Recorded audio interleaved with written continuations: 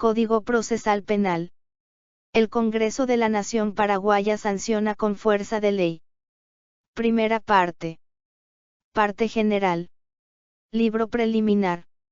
Fundamentos. Título primero. Principios y garantías procesales. Art. 1. Juicio previo. Nadie podrá ser condenado sin un juicio previo, fundado en una ley anterior al hecho del proceso, realizado conforme a los derechos y garantías establecidos en la Constitución, el derecho internacional vigente y a las normas de este código. En el procedimiento se observarán especialmente los principios de oralidad, publicidad, inmediatez, contradicción, economía y concentración, en la forma en que este código determina. Art. 2. Juez natural. La potestad de aplicar la ley en los procedimientos penales, juzgando y haciendo ejecutar lo juzgado, corresponderá exclusivamente a los jueces y tribunales ordinarios, instituidos con anterioridad por la ley. Nadie podrá ser procesado ni juzgado por jueces o tribunales especiales. Art. 3. Independencia e imparcialidad. Los jueces serán independientes y actuarán libres de toda injerencia externa, y en particular, de los demás integrantes del Poder Judicial y de los otros poderes del Estado. En caso de injerencia en el ejercicio de sus funciones, el juez informará a la Corte Suprema de Justicia sobre los hechos que afecten su independencia. Cuando provenga de la propia Corte Suprema de Justicia o de alguno de sus ministros, el informe será remitido a la Cámara de Diputados. Los jueces valorarán en su decisión tanto las circunstancias favorables como las perjudiciales para el imputado, con absoluta imparcialidad. Art. 4. Principio de inocencia. Se presumirá la inocencia del imputado, quien como tal será considerado durante el proceso, hasta que una sentencia firme declare su punibilidad. Ninguna autoridad pública presentará a un imputado como culpable o brindará información sobre él en ese sentido a los medios de comunicación social. Solo se podrá informar objetivamente sobre la sospecha que existe contra el imputado a partir del auto de apertura a juicio. El juez regulará la participación de esos medios, cuando la difusión masiva pueda perjudicar el normal desarrollo del juicio o exceda los límites del derecho a recibir información. Art. 5. Duda. En caso de duda los jueces decidirán siempre lo que sea más favorable para el imputado. Art. 6. Inviolabilidad de la defensa. Será inviolable la defensa del imputado y el ejercicio de sus derechos. A los efectos de sus derechos procesales, se entenderá por primer acto del procedimiento, toda actuación del fiscal, o cualquier actuación o diligencia realizada después del vencimiento del plazo establecido de 6 horas. El imputado podrá defenderse por sí mismo o elegir un abogado de su confianza, a su costa, para que lo defienda. Si no designa defensor, el juez penal, independientemente de la voluntad del imputado, designará de oficio un defensor público.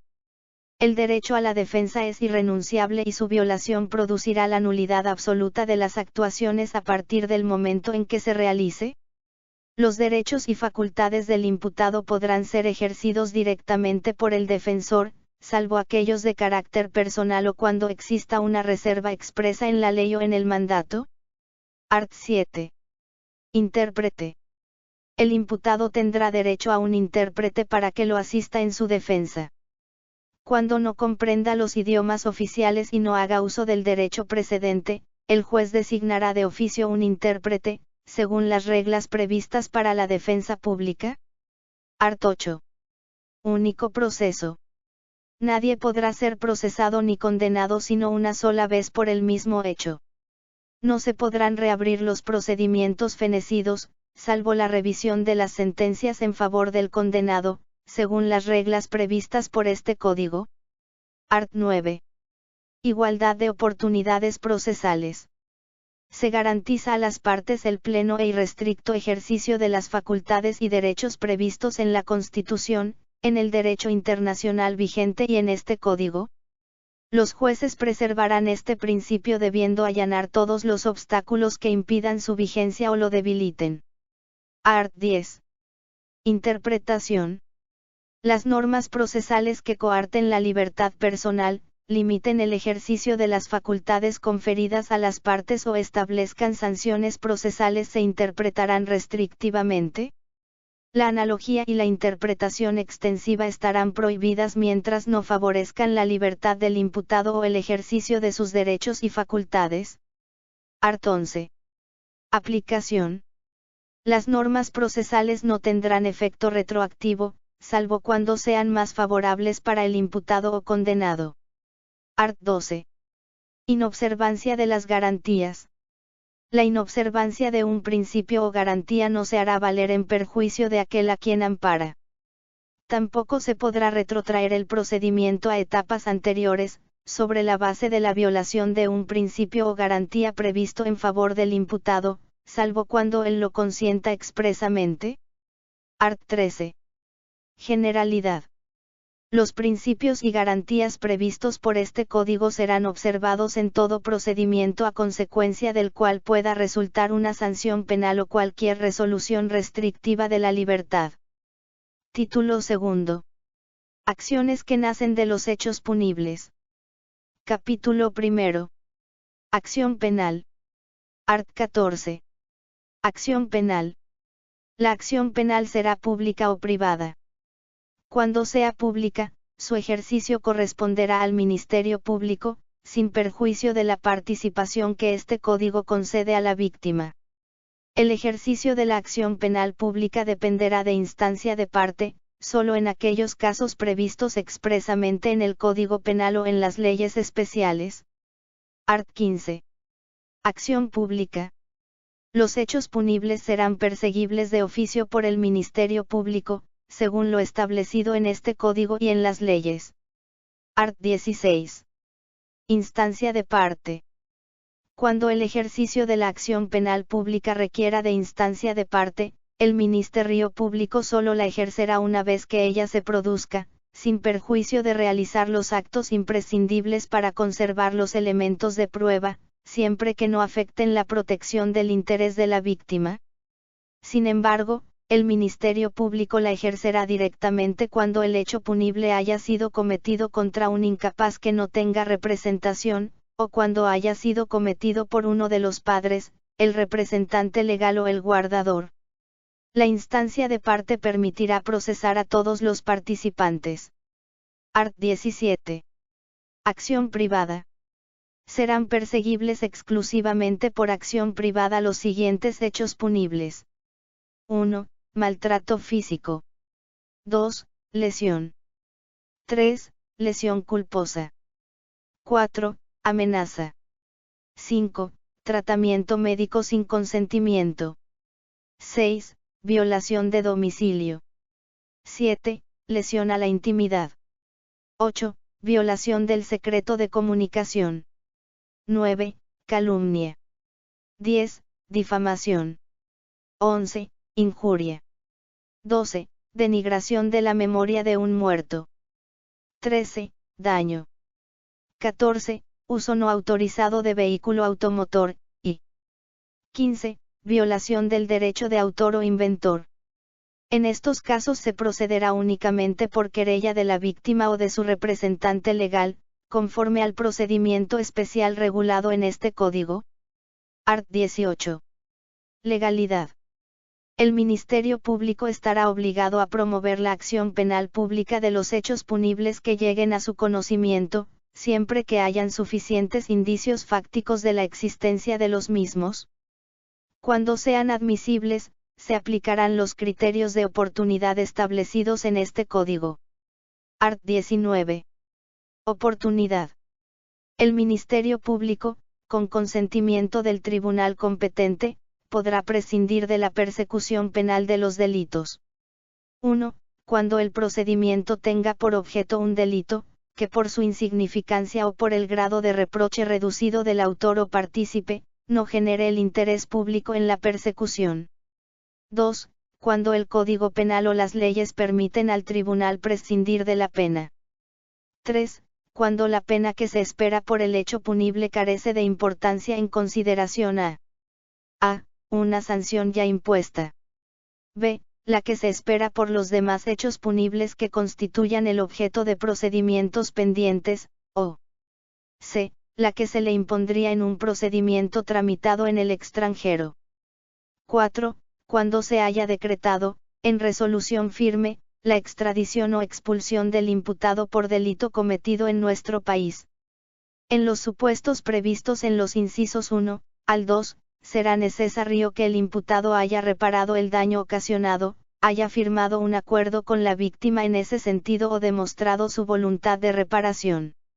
La solicitud de prescindencia de la persecución penal se podrá presentar hasta el momento de la audiencia preliminar. Art. 20. Efectos. La decisión que prescinda de la persecución penal extinguirá la acción pública en relación al participante en cuyo favor se decide. No obstante, si la decisión se funda en la insignificancia del hecho, sus efectos se extenderán a todos los participantes. Sin embargo, en el caso del inciso 3, del artículo anterior solo se suspenderá el ejercicio de la acción penal pública hasta que se dicte la sentencia respectiva, momento en el que se resolverá definitivamente sobre la prescindencia de la persecución penal. Si la sentencia no satisface las expectativas por las cuales se suspendió el ejercicio de la acción penal pública, el juez podrá reanudar su trámite. Esta decisión será irrecurrible. Art. 21. Suspensión condicional del procedimiento. Cuando sea posible la suspensión a prueba de la ejecución de la condena en las condiciones establecidas en el Código Penal, las partes podrán solicitar la suspensión condicional del procedimiento. Si el imputado presta conformidad con la suspensión y admite los hechos que se le imputan, el juez dispondrá la suspensión condicional del procedimiento, siempre que el imputado haya reparado el daño ocasionado, haya firmado un acuerdo con la víctima en ese sentido o demostrado su voluntad de reparación. La suspensión condicional del procedimiento no impedirá el ejercicio de la acción civil ante los tribunales civiles. Cuando la solicitud sea promovida por el Ministerio Público o el querellante, deberán acreditar el consentimiento del imputado y señalar las reglas de conducta que requieran para el régimen de prueba. Esta solicitud se podrá presentar hasta el momento de la audiencia preliminar. Art. 22. Condiciones y reglas. Al resolver la suspensión del procedimiento, el juez fijará un plazo de prueba, que no podrá ser inferior a 1 año ni superior a 3, y determinará las condiciones y reglas que deberá cumplir el imputado en ese plazo, seleccionando entre las siguientes. 1. Residir en un lugar determinado. 2. La prohibición de frecuentar determinados lugares o personas. 3. Abstenerse del consumo de drogas, o del abuso de bebidas alcohólicas. 4. Someterse a la vigilancia que determine el juez. 5. Comenzar y finalizar la escolaridad primaria, si no la tiene cumplida, aprender una profesión u oficio o seguir cursos de capacitación en el lugar o institución que determine el juez o el tribunal. 6. Prestar trabajo a favor del Estado o de instituciones de asistencia pública, fuera de sus horarios habituales de trabajo. 7. Permanecer en un trabajo o empleo, o adoptar en el plazo que el juez determine, un oficio, arte, industria o profesión, si no tiene medios propios de subsistencia. 8. Someterse a tratamiento médico o psicológico, si es necesario. 9. La prohibición de tener o portar armas. 10. La prohibición de conducir vehículos, y 11. Cumplir con los deberes de asistencia alimentaria. El juez podrá imponer otras reglas racionales análogas a las anteriores solamente cuando estime que son convenientes para la reintegración del sometido a prueba, y notificará personalmente al imputado la suspensión condicional del procedimiento, con expresa advertencia sobre las reglas de conducta, así como sobre las consecuencias de su inobservancia. Art. 23. Revocatoria. Si el imputado se aparta considerablemente y en forma injustificada de las reglas impuestas o comete un hecho punible, se revocará la suspensión y el procedimiento continuará su curso. En el primer caso, el juez podrá ampliar el plazo de prueba hasta 5 años. La revocatoria de la suspensión del procedimiento no impedirá la posterior suspensión a prueba de la ejecución de la condena. Art. 24. Retiro de la instancia. Retirada la instancia de conformidad a lo previsto en el Código Penal, se extinguirá la acción penal. Art. 25. Motivos de extinción. La acción penal se extinguirá. 1. Por la muerte del imputado. 2. Por la muerte de la víctima en los casos de hechos punibles de acción privada. Sin embargo, la acción ya iniciada por la víctima podrá ser continuada por sus herederos conforme a lo previsto por este Código. 3. Por el vencimiento del plazo previsto en el artículo 136 de este Código. 4. Por los efectos del transcurso del plazo establecido en el artículo 139 de este Código. 5. Por la aplicación de un criterio de oportunidad, en los casos y formas previstos por este Código. 6. En los casos de suspensión condicional del procedimiento, por el vencimiento del plazo de prueba, sin que la suspensión haya sido revocada. 7. Por el retiro de la instancia de parte, en los delitos que dependan de ella, realizada hasta el momento de la audiencia preliminar. 8. Por el desistimiento, renuncia o abandono de la querella respecto de los hechos punibles de acción privada. 9. Por el pago del máximo previsto para la pena de multa, cuando se trate de un hecho punible cuya pena no supere los 2 años de privación de libertad.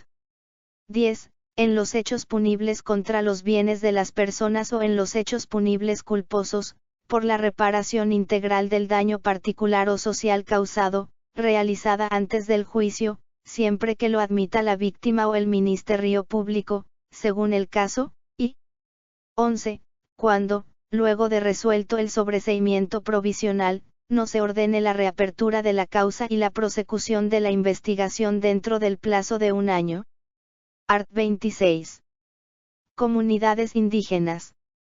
También se extinguirá la acción penal cuando se trate de hechos punibles que afecten bienes jurídicos propios de una comunidad indígena o bienes personales de alguno de sus miembros y tanto el imputado como la víctima o, en su caso, sus familiares, acepten el modo como la comunidad ha resuelto el conflicto conforme a su propio derecho consuetudinario.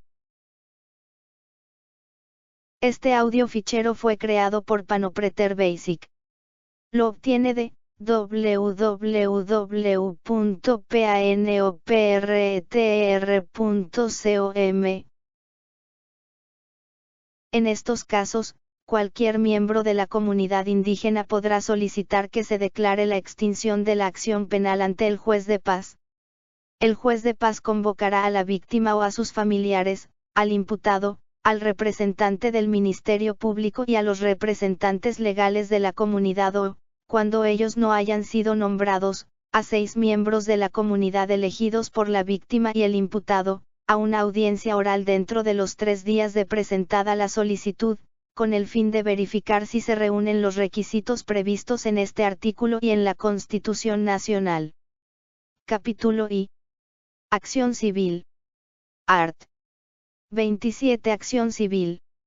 La acción civil para la reparación o indemnización de los daños y perjuicios causados por el hecho punible, solo podrá ser ejercida por el perjudicado o sus herederos, en los límites de la cuota hereditaria, o por los representantes legales o mandatarios de ellos, contra el autor y los partícipes del hecho punible.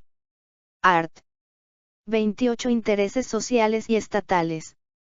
Cuando se trate de hechos punibles que han afectado el patrimonio del Estado, la acción civil será ejercida por el Procurador General de la República. Cuando hayan afectado a intereses sociales, colectivos o difusos será ejercida por el Ministerio Público. El Procurador General o el Fiscal General del Estado, según el caso, podrán decidir que la demanda sea planteada y proseguida por otros funcionarios de la Procuraduría o del Ministerio Público, respectivamente. Art. 29. Ejercicio. La acción civil podrá ser ejercida en el procedimiento penal, conforme a las reglas establecidas por este código, o intentarse ante los tribunales civiles, pero no se podrá promover simultáneamente en ambas jurisdicciones. Art.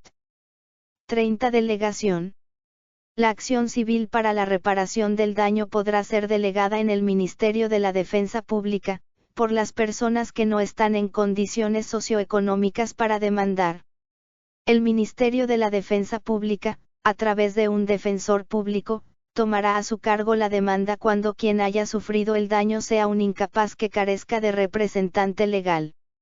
La delegación constará en un acta que contenga los datos personales del delegante y que valdrá como poder especial. Libro primero. 1.1. La justicia penal y los sujetos procesales. Título primero. La justicia penal. Capítulo primero. Jurisdicción y competencia. Art. 31. Jurisdicción. La jurisdicción penal es siempre improrrogable y la ejercerán los jueces o tribunales que establezcan este código y las leyes. Corresponderá a la justicia penal el conocimiento exclusivo de todos los hechos punibles previstos en la legislación penal, y la ejecución de sus resoluciones, según lo establecido en este código. Art. 32. Extensión. La jurisdicción se extenderá a los hechos punibles cometidos en el territorio de la República, a los que produzcan efectos en él o en los lugares sometidos a su jurisdicción, y a los establecidos expresamente en la ley. Art. 33. Competencia material. La competencia en razón de la materia será ejercida por los órganos jurisdiccionales, de conformidad a lo previsto por este código. Art. 34. Incompetencia. La incompetencia por razón de la materia será declarada, aun de oficio, en cualquier estado del procedimiento. Cuando se declare, se remitirán las actuaciones al juez o al tribunal competente y se pondrá a su disposición a los prevenidos. Sin embargo, el tribunal con competencia para juzgar hechos punibles más graves no podrá declararse incompetente porque la causa pertenece a un juez con competencia para juzgar hechos punibles más leves, cuando la incompetencia sea aducida o advertida durante el juicio. Art. 35. Nulidad.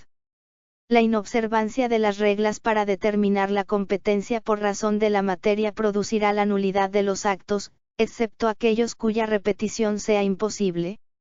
Esta disposición no regirá cuando un juez con competencia para conocer hechos más graves haya actuado en una causa correspondiente a otro de competencia menor. Art. 36. Competencia territorial. La competencia será indelegable. No obstante, la competencia territorial de un tribunal de sentencia no podrá ser objetada, ni modificada de oficio, una vez iniciada la audiencia del juicio. Art. 37. Reglas de competencia. Para determinar la competencia territorial de los tribunales, se observarán las siguientes reglas. 1. Un tribunal tendrá competencia sobre los hechos punibles cometidos dentro de la circunscripción judicial en la que ejerza sus funciones. 2. Cuando el hecho punible cometido en territorio extranjero haya producido sus efectos en la República, conocerán los tribunales de la circunscripción judicial de la capital, aunque el imputado haya sido aprehendido en cualquier otra circunscripción judicial del país. De igual modo se procederá, cuando el hecho punible cometido en el extranjero pueda ser sometido a la jurisdicción penal de los tribunales de la República, de acuerdo a los casos previstos en el Código Penal o en leyes especiales. 3. Cuando el hecho punible haya sido cometido en los límites de dos circunscripciones judiciales, será competente el tribunal que haya prevenido en el conocimiento de la causa. 4. Cuando el lugar de comisión del hecho punible sea desconocido, será competente el tribunal de la circunscripción judicial dentro de cuyo territorio haya sido aprehendido el imputado, a menos que haya prevenido el tribunal de la circunscripción judicial donde resida. Si, posteriormente, se descubre el lugar de comisión del hecho punible, continuará la causa el tribunal de este último lugar, salvo que con ello se produzca un retardo procesal innecesario o se perjudique a la defensa. 5. Cuando el hecho punible haya sido preparado o iniciado en un lugar y consumado en otro, el conocimiento corresponderá al tribunal de este último lugar, y 6. los jueces de ejecución tendrán competencia territorial conforme a la distribución y reglamentación dispuestas por la ley, o en su defecto, las establecidas por la Corte Suprema de Justicia. Capítulo 2. Tribunales competentes. Art. 38. Órganos. Serán órganos jurisdiccionales, en los casos y formas que las leyes determinan. 1. La Corte Suprema de Justicia. 2. Los tribunales de apelación. 3. Los tribunales de sentencia. 4. Los jueces penales. 5. Los jueces de ejecución, y 6. Los jueces de paz. Art. 39. Corte Suprema de Justicia. Además de los casos previstos en la Constitución y en las leyes, la Corte Suprema de Justicia será competente para conocer: 1. De la sustanciación y resolución del recurso extraordinario de casación. 2. De la sustanciación y resolución del recurso de revisión. 3. Del procedimiento relativo a las contiendas de competencia, y de la recusación de los miembros del Tribunal de Apelación. 4. De las quejas por retardo de justicia contra el Tribunal de Apelación, y 5. Las demás que le asignen las leyes. Este audio fichero fue creado por Panopreter Basic. Lo obtiene de www.panopreter.com. Art. 40. Tribunales de apelación. Los tribunales de apelación serán competentes para conocer: 1. De la sustanciación y resolución del recurso de apelación, según las reglas establecidas por este Código. 2. De la recusación del juez penal y de los miembros del Tribunal de Sentencia, y 3. De las quejas por retardo de justicia contra los jueces penales y tribunales de sentencia. Art. 41. Tribunales de sentencia. Los tribunales de sentencia podrán ser unipersonales o integrados por 3 jueces penales, según el caso. El tribunal unipersonal será competente para conocer: 1. De la sustanciación del juicio por hechos punibles cuya sanción sea exclusivamente pena de multa o privativa de libertad hasta 2 años, cuando el Ministerio Público lo solicita. 2. De la sustanciación y resolución del procedimiento para la reparación del daño, en los casos en que haya dictado sentencia condenatoria, y 3. De la sustanciación y resolución del recurso de apelación cuando se trate de una sentencia dictada por el juez de paz. Los tribunales de sentencia, formados por 3 jueces penales, conocerán de la sustanciación del juicio en los demás hechos punibles. Art. 42. Jueces penales. Los jueces penales serán competentes para actuar como juez de garantías y del control de la investigación, conforme a las facultades y deberes previstos por este Código, y conocerán de: 1. Las decisiones de naturaleza jurisdiccional que se deban tomar durante la etapa preparatoria. 2. De la sustanciación y resolución del procedimiento en la etapa intermedia, y 3. De la sustanciación y resolución del procedimiento abreviado. Art. 43. Jueces de ejecución. Los jueces de ejecución tendrán a su cargo el control de la ejecución de las sentencias, de la suspensión condicional del procedimiento, el trato del prevenido y el cumplimiento de los fines de la prisión preventiva, y la sustanciación y resolución de todos los incidentes que se produzcan durante la etapa de ejecución. Asimismo tendrán a su cargo el control del cumplimiento de las finalidades constitucionales de las sanciones penales, y la defensa de los derechos de los condenados. Art. 44. Jueces de paz. Los jueces de paz serán competentes para conocer: 1. Del control de las diligencias iniciales de la investigación que no admitan demora, cuando no sea posible lograr la intervención inmediata del juez penal competente. 2. De la autorización de la prescindencia de la acción penal pública en los casos de los incisos 1 al 2, del artículo 19 de este Código, cuando a ellos les sea planteada la solicitud por el Ministerio Público, sin perjuicio de la competencia del juez penal. 3. De la suspensión condicional del procedimiento cuando se trate de hechos punibles culposos, y a ellos les sea planteada. 4. Del procedimiento abreviado cuando la solicitud de pena sea inferior a 1 año de prisión o pena no privativa de libertad, siempre que a ellos les sea planteado. 5. De la conciliación, cuando a ellos les sea propuesta. 6. De la sustanciación del juicio por hechos punibles de acción privada, cuando a ellos les sea planteada la acusación particular y el imputado acepte la competencia. 7. De la sustanciación y resolución del procedimiento para la reparación del daño, en los casos en que haya dictado sentencia condenatoria, y 8. De la audiencia oral para decidir la extinción de la acción penal en el caso de conflictos resueltos por las comunidades indígenas. Art. 45. Secretarios y auxiliares. El juez o tribunal será asistido en el cumplimiento de sus actos por el secretario. A los secretarios les corresponderá como función propia, además, tramitar las notificaciones y citaciones, disponer la custodia de objetos secuestrados, llevar al día los registros y estadísticas, dirigir al personal auxiliar, informar a las partes y colaborar en todos los trabajos materiales que el juez o el tribunal les indique. La delegación de funciones judiciales en el secretario o empleados subalternos tornará nulas las actuaciones realizadas y hará responsable directamente al juez por las consecuencias de dicha nulidad. Capítulo 3. Conexidad. Art. 46. Casos de conexidad. Existirá conexidad. 1. Cuando a una misma persona se le imputen 2 o más hechos punibles. 2. Cuando los hechos punibles hayan sido cometidos simultáneamente por varias personas reunidas, o hayan sido el resultado de un acuerdo previo o propósito común, aun cuando hayan sido cometidos en distintos tiempos o lugares. 3.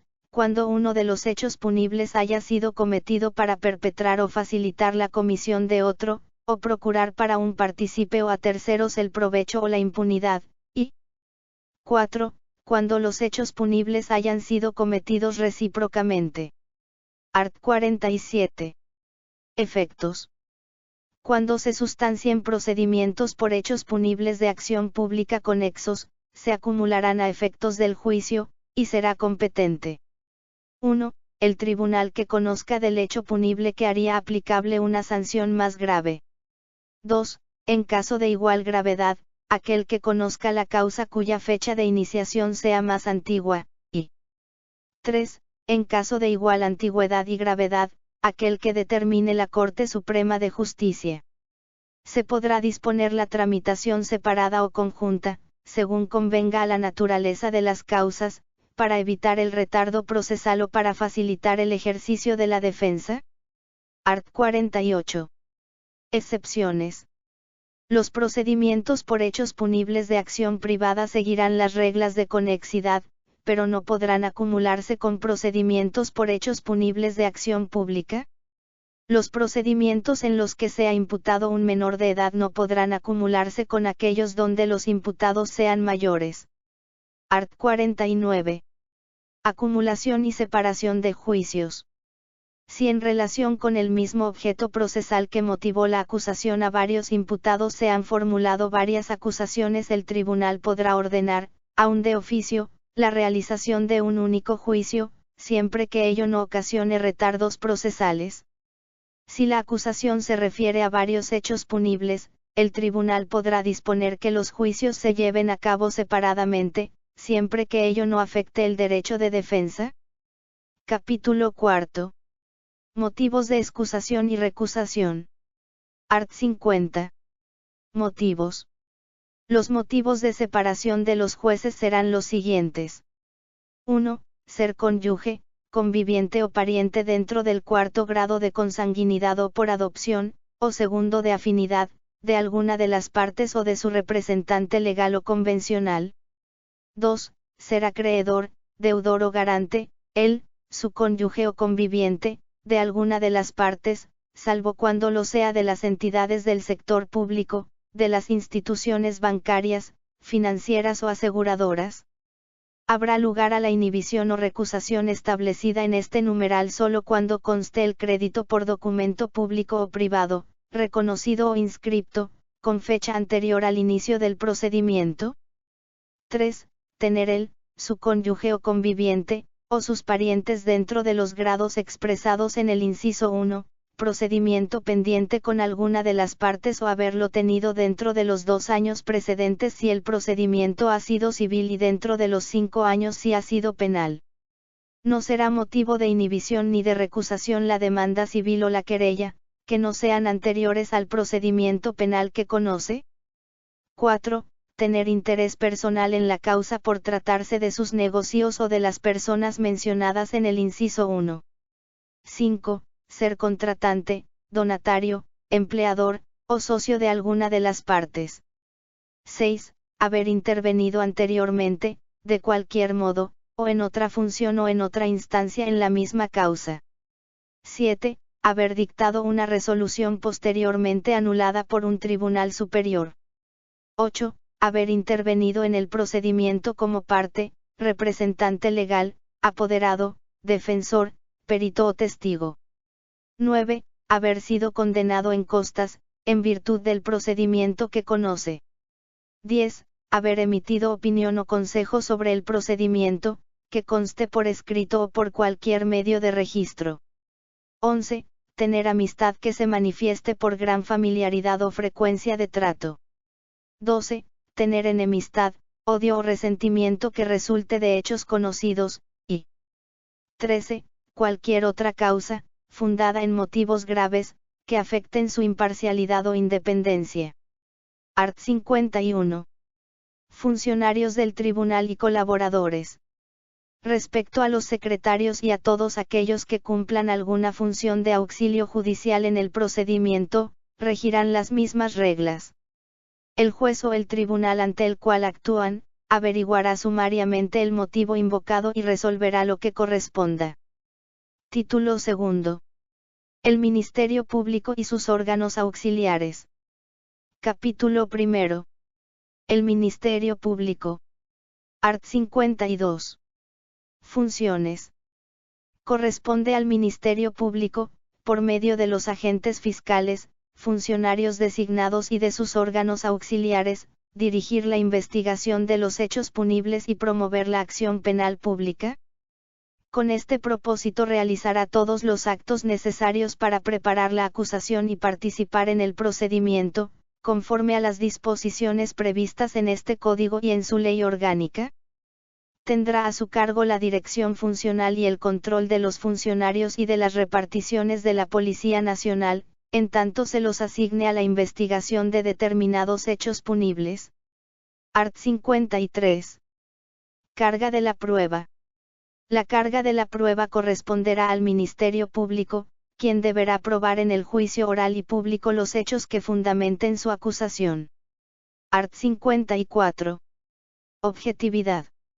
El Ministerio Público regirá su actuación por un criterio objetivo, velando por la correcta aplicación de la ley y tomando en consideración los elementos de cargo y de descargo en relación al imputado. Art. 55. Formas y contenido de sus manifestaciones. El Ministerio Público formulará motivada y específicamente sus requerimientos, dictámenes y resoluciones, sin recurrir a formularios o afirmaciones sin fundamento. Procederá oralmente en las audiencias y en el juicio, y por escrito en los demás casos. Art. 56. Poder coercitivo y de investigación. El Ministerio Público dispone de los poderes y atribuciones que este Código le concede y aquellos que establezca su ley orgánica o las leyes especiales. En ningún caso asumirá funciones jurisdiccionales. Art. 57. Inhibición y recusación. Los funcionarios del Ministerio Público se inhibirán y podrán ser recusados en los procedimientos donde intervenga o sea defensor su cónyuge, conviviente o pariente dentro del 4º grado de consanguinidad o por adopción, o 2º de afinidad, o sus amigos íntimos o enemigos manifiestos. En los demás casos no podrá inhibirse y será irrecusable. La recusación será resuelta por el superior inmediato. La resolución podrá ser impugnada dentro de los 3 días ante la Sala Penal de la Corte Suprema de Justicia. En cuanto al trámite, serán aplicables, análogamente, las disposiciones referentes a los jueces. Cuando la recusación se refiera al fiscal general del Estado, lo resolverá la Sala Penal de la Corte Suprema de Justicia. Capítulo 2. Policía Nacional en función investigativa. Art. 58. Función. Los agentes y funcionarios de la Policía Nacional, en su función de investigación de hechos punibles, actuarán a través de cuerpos especializados designados al efecto, y a iniciativa del Ministerio Público ejecutará los mandatos de la autoridad competente, sin perjuicio del régimen jerárquico que los organiza. Art. 59. Colaboración obligatoria. Los funcionarios y agentes de la Policía Nacional asignados a una investigación deberán cumplir las directivas e instrucciones del Ministerio Público y las que durante la tramitación del procedimiento les dirijan los jueces, sin perjuicio de la autoridad administrativa a la cual estén subordinados. La autoridad administrativa no podrá revocar, alterar o retardar una orden emitida por los fiscales o por los jueces. Art. 60. Formalidades. Los funcionarios y agentes de la Policía Nacional respetarán las formalidades previstas para la investigación y adecuarán sus actuaciones a las directivas e instrucciones de carácter general o particular que emita el Ministerio Público. Art. 61. Poder disciplinario. Los funcionarios y agentes policiales que infrinjan disposiciones legales o reglamentarias, omitan o retarden la ejecución de un acto propio de sus funciones de investigación o lo cumplan negligentemente, serán sancionados según su ley orgánica, sin perjuicio de su responsabilidad penal. Capítulo 3. Policía Judicial. Art. 62. Función. La Policía Judicial será un auxiliar directo del Ministerio Público en el ejercicio de sus funciones de investigación y promoción de la acción penal pública. Se conformará como un cuerpo técnico, no militarizado, integrado por investigadores civiles, según lo disponga su propia ley de organización. Art. 63. Facultades.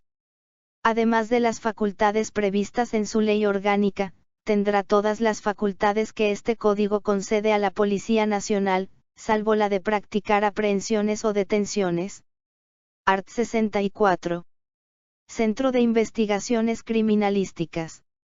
La Policía Judicial organizará un centro de investigaciones criminalísticas, formado por distintos gabinetes científicos quienes prestarán auxilio para las inspecciones de la escena del crimen y la realización de pericias. Sus funcionarios o profesionales cumplirán las funciones de los consultores técnicos conforme a lo previsto por este código. Art. 65. Coordinación.